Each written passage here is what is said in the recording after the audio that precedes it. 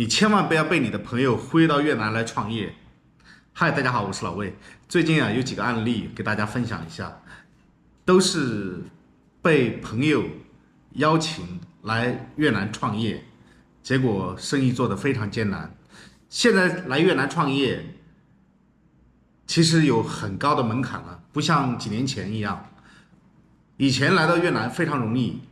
做点生意啊，或者说做点外贸啊，都非常简单，都有钱赚。但是现在各行各业都非常卷。老魏做功夫外卖，最近这3个月，关闭倒闭的餐厅已经不止10家，几乎每周都有不同的餐厅在功夫外卖上下线，因为有的是做不下去了，有的老板是转行做别的生意去了，甚至有的不得不关门。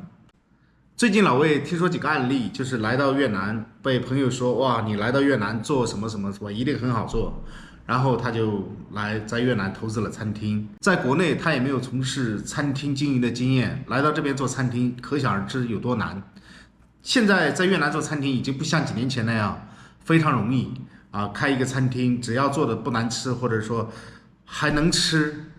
啊，就会顾客盈门，大伙就过来捧场。现在已经完全不是这样了，现在就要求你非常专业，味道要好，然后价格要优惠实惠，你这样你才能有自己的立足之地。今天老魏说的这个老板呢，老魏就不透露姓名，但是他来到越南创业也是第一次出国，第一次来到越南，然后就开了一家餐厅，但是生意真的不怎么样，生意经营非常困难。那他跟我讲，他买的菜比别人的贵了1倍，就比如说比周边的越南人买的菜要贵1倍，自己租的房子比周边的要贵，自己买的菜比边上的餐厅都要贵。那跟越南餐厅来比，它的价格非常昂贵。那跟经常在越南来开中餐厅的一些中国老板来比，他的经营成本也是贵了很多。因为那些老板在越南已经做了很多年了，他知道在哪儿采购最便宜，在哪儿采购到质优价廉的一些原材料。那他的很多菜呢是这个卖菜的送到门上的，那肯定是贵了很多的。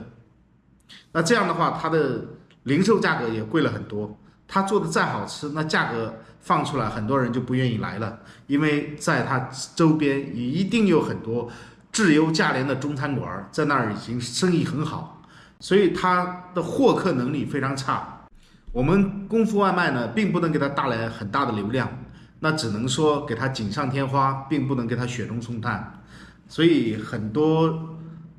被朋友邀请来越南创业，结果生意做得非常难的老板很多很多。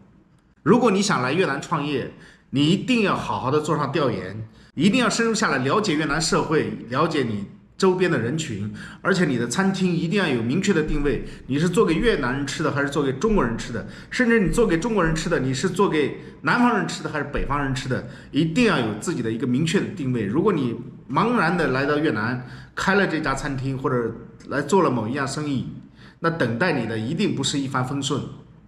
老魏的话就这么多，大家参考一下，拜拜。